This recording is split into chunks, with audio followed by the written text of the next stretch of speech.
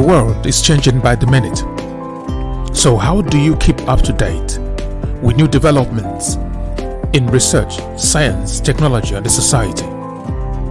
Get on Extreme Research Magazine, the zone of constructive interference.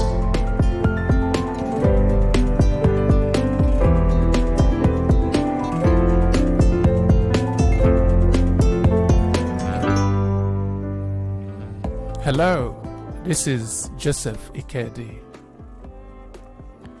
Welcome to Extreme Research Magazine. In this edition of Extreme Research Magazine, we'll be dealing with blood transfusion and blood transfusion reactions. We'll be looking at reaction types and diagnostic algorithms that will help you in your practice. Blood transfusion is a common medical practice. It's a procedure in which whole blood or blood components are delivered intravenously to patients who need them. There are different types of blood transfusion. One is autologous, where the individual donates to himself or herself. The other one is syngeneic type of blood transfusion, where an identical twin donates to the recipient. The one we know very well is the allogeneic, but there is a little thing inside it. One is that it can be homologous, where you get blood from another individual that's called a donor. Or it may be heterologous, where you get blood from another species entirely. That's heterologous type of blood transfusion. But as you can already see, it's very clear, nobody does that again these days. But at the early days of blood transfusion, it was essentially heterologous. Blood was given to humans from animals. Let's look at the history, the interesting history of blood transfusion. Many people, in fact, some scientists, some researchers argue that the first blood transfusion occurred in 1492, but there are reasons to believe that was not so, because at that time we did not have enough knowledge to do blood transfusion. So it was something that could be considered almost inconceivable at that particular time. It was later that we started making headways in science. We understood how blood circulated within humans when we found ways of collecting and injecting blood into humans. So there are certain scientific breakthroughs that made it possible for blood transfusion to be a reality. Let's look at those very quickly.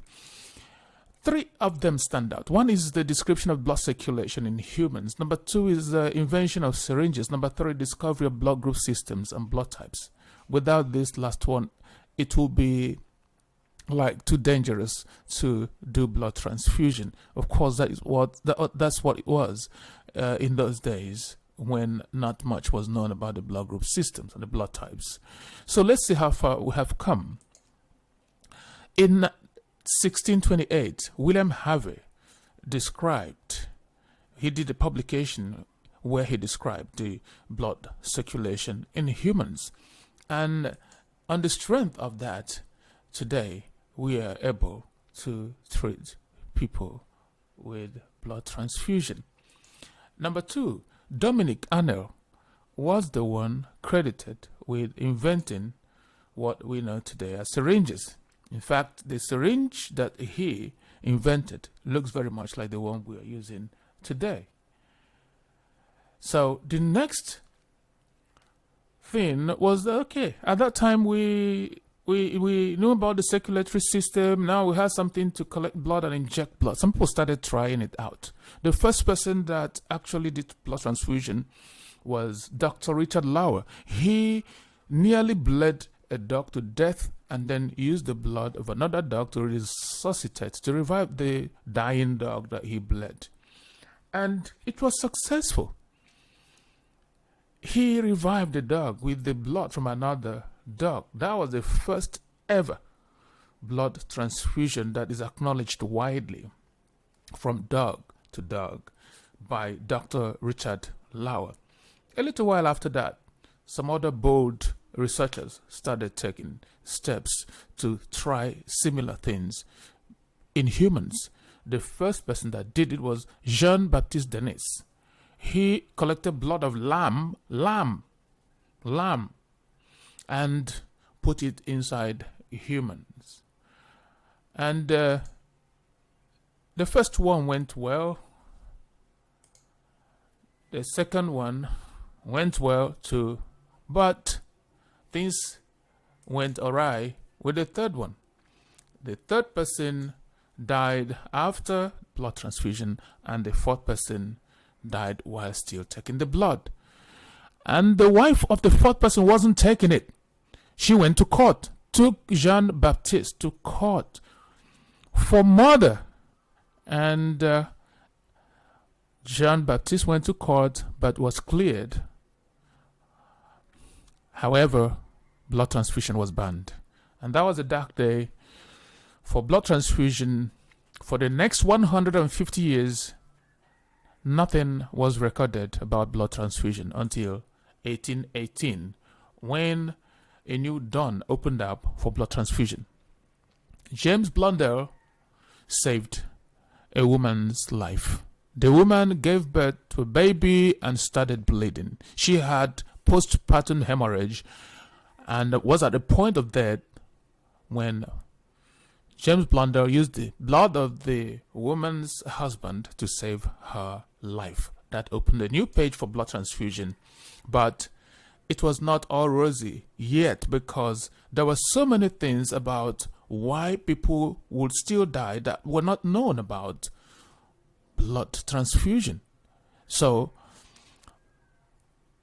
studies started going on about the nature of blood, and breakthrough started coming in at the turn of the century. By 1901, this man here, Karl Landsteiner, he was the first person to publish his discovery of the ABO system. Actually, he called it ABC then, but we know it as the ABO system, and that drastically reduced the risk associated with blood transfusion, because we started knowing that blood had different types, and that was why they were reacting the way they were reacting. Down the line, more blood group systems were discovered, and in 1940-1941, Karl Landsteiner again, with his colleague Alexander Wiener, also discovered the RH blood group system, the resource factor as we know it today. With those discoveries, it became a lot safer for people to be treated with blood transfusion, and since then, a lot of lives have been saved. Across the world, blood transfusion saves millions of lives every year. And today, we know about 44 blood group systems containing approximately 350 cell surface antigens. And that means that the risk of blood transfusion resulting in very poor patient outcome have been reduced, but has not been eliminated. There are still certain risks associated with it, and that is what we'll be looking at in our subsequent videos. I want to thank you for your time.